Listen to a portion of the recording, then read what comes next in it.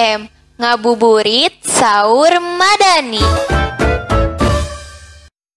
Assalamualaikum warahmatullahi wabarakatuh. Kembali lagi bersama NgaSM SMK Madani tahun 2022. Mudah-mudahan dalam keadaan sehat walafiat semuanya. Di sini saya akan sedikit berbagi informasi terkait tentang beberapa pertanyaan yang diajukan oleh teman-teman. Itu ada 7 pertanyaan ya. Pertanyaan pertama itu apa sih? Pertanyaan yang pertama, bolehkah penderita diabetes berpuasa? Bolehkah penderita diabetes berpuasa? Pada dasarnya untuk puasa atau tidak puasa itu ditentukan nanti oleh kedokteran. Cuman berdasarkan kesehatan, diabetes itu pemeriksaannya mungkin ada 2 ya, pemeriksaan sebelum puasa dan setelah puasa atau tidak puasa. Nah, kalau untuk diperbolehkan atau tidak diperbolehkan puasa itu nanti dikembalikan lagi ke orangnya. Maukah dia berpuasa selama bulan puasa Ramadan atau dia cenderung untuk mengambil tindakan lain karena mungkin takut berdampak apabila dia puasa menyebabkan kondisi kesehatannya menurun. Itu mungkin dari hasil tes lab dan itu dikonsultasikan kepada dokter. Nah, kalau misalkan secara keperawatan bolehkah berpuasa untuk yang diabetes? Ya boleh-boleh saja. Jadi tidak ada larangan tidak boleh atau seperti apa, kecuali kalau misalkan ada instruksi dari dokter tidak boleh berpuasa dahulu karena kemungkinan itu berdampak pada penyakitnya, mungkin bisa ya. Yang kedua mungkin. Pertanyaan yang kedua, anjuran berpuasa yang sehat bagi penderita MAH.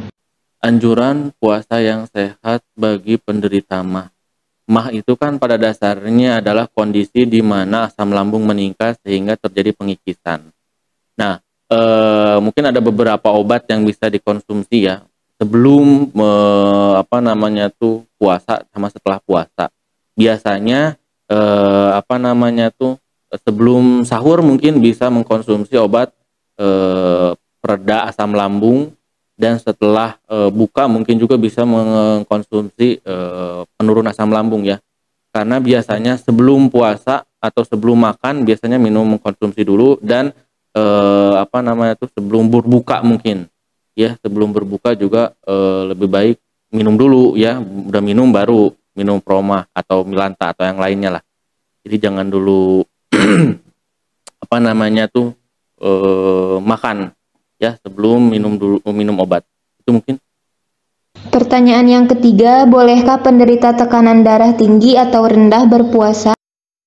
Sebenarnya tekanan darah tinggi itu nggak ada kaitannya ya dengan puasa. Tekanan darah tinggi atau darah rendah itu menurut saya tidak ada kaitannya karena tekanan darah tinggi itu kan bagaimana aktivitas. Cuman apabila tekanan darahnya tinggi dan itu berdampak pada kondisi kesehatan seperti yang diabetes tadi mungkin tidak perlu puasa karena mungkin bisa mengganti pada saat-saat tertentu kan darah tinggi itu tidak terjadi setiap saat ya, jadi ada kalanya tekanan darahnya tinggi, ada kalanya tekanan darahnya juga rendah, jadi disesuaikan dengan kondisi dan perilaku atau seorang tersebut yang tahu kondisi kesehatannya, jadi bukan orang lain, jadi dia sendiri yang tahu. Dia sendiri yang bisa memprediksi apakah saya mengharuskan diri saya berpuasa atau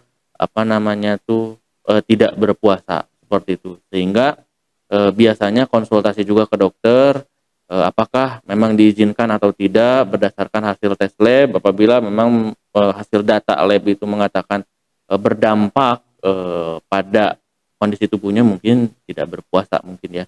Tapi kalau misalkan keinginan tinggi karena yang namanya ibadah itu di mana-mana yang sakit juga jadi sembuh, doanya, niatnya mungkin bisa jadi sembuh dan bisa jadi berpuasa seperti itu. Pertanyaan yang keempat, bolehkah menggunakan inhaler asma selama Ramadan? Kalau kan kita diajarkan bolehkah menggunakan inhaler ya.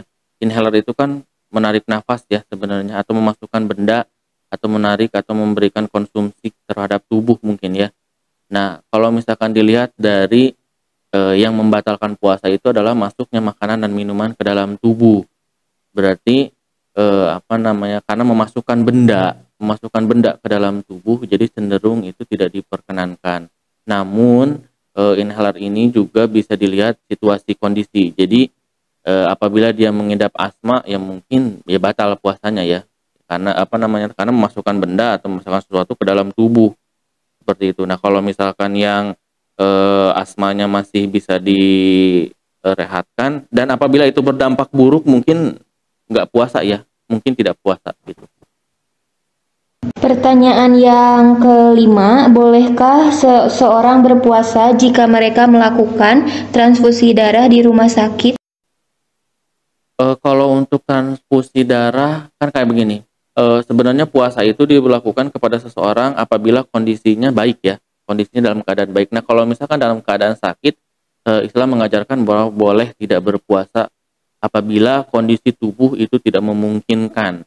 Nah, yang namanya transfusi berarti ada memasukkan juga kan, memasukkan benda atau memasukkan darah kan bentuknya, itu otomatis tidak berpuasa karena apabila berpuasa takut mempengaruhi kondisi tubuhnya gitu, sehingga biasanya dokter menganjurkan untuk tidak berpuasa kecuali kalau memang itu anjuran dari dokter untuk berpuasa terlebih dahulu, namun itu juga berpuasa tidak selama 12 jam seperti yang di Indonesia. Biasanya itu 2 jam puasanya dan selebihnya itu makan. Biasanya seperti itu. Pertanyaan yang keenam, bolehkah berpuasa jika mengalami dehidrasi yang cukup parah? Kalau misalkan berpuasa, dehidrasi itu kan sebenarnya kekurangan cairan ya.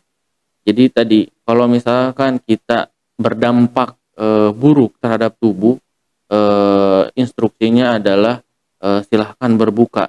Karena dalam Islam pun apabila dalam suatu ketika kalian tidak atau dalam keadaan yang tidak ada makanan sekalipun, namun di sana ada barang atau ada binatang yang diharamkan, karena kamu tidak boleh mati, otomatis kamu diperbolehkan memakan daging yang diharamkan, tapi tetap tidak mengurangi haramnya, tapi diperbolehkan untuk mengkonsumsi apabila dalam suatu kondisi kamu tidak ada makanan sama sekali, yang ada itu adalah hanya binatang haram. Nah, dalam Islam pun apabila dalam kondisi dehidrasi yang terlalu parah dan dapat membahayakan tubuh dan dapat membahayakan nyawa, mungkin itu tidak berpuasa ya, langsung minum dan mungkin setelah dikonsulkan ke dokter mungkin bisa berpuasa dilanjutkan. Pertanyaan yang terakhir, bolehkah berpuasa ketika harus rutin cuci darah?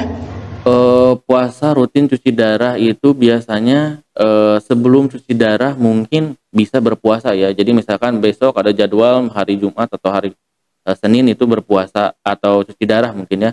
Nah, mungkin selain hari itu mungkin bisa berpuasa gitu. Dan pada saat cuci darah kan itu membutuhkan energi ya. Karena pergantian atau pencucian darah, sehingga nutrisi-nutrisi yang memungkinkan kalau misalkan tadi instruksi dokter kira-kira oke, boleh berpuasa sambil cuci darah, mungkin bisa sesuai dengan keadaan pasiennya. Tapi apabila keadaan pasien itu tidak memungkinkan untuk berpuasa, mungkin dokter menganjurkan untuk tidak berpuasa pada saat dia cuci darah, mungkin seperti itu. Namun Islam selama ini mengajarkan tidak ada yang dipersulit, dikembalikan lagi kepada manusia itu apabila memang dia ingin beribadah dan memang total keyakinannya, mungkin segala aktivitas yang dilakukan manusia itu juga semuanya beribadah. Apabila yang sedang sakit mungkin dalam keadaan berpuasa mungkin dia bisa menjadi sembuh gitu. Cuman kita juga harus lihat kondisi dan keadaan setiap pasien seperti itu. Oke, itu lagi mungkin udah ya. 7 pertanyaan yang diajukan, mudah-mudahan ada guna dan manfaatnya. Mohon maaf apabila ada salah kata atau ada materi yang kurang tersampaikan atau mungkin ada bahan materi yang belum atau jauh dari sempurna. Saya mohon maaf. Sekian mungkin tes tanya jawabnya. Terima kasih. Wabillahi taufiq wal hidayah. Assalamualaikum warahmatullahi wabarakatuh.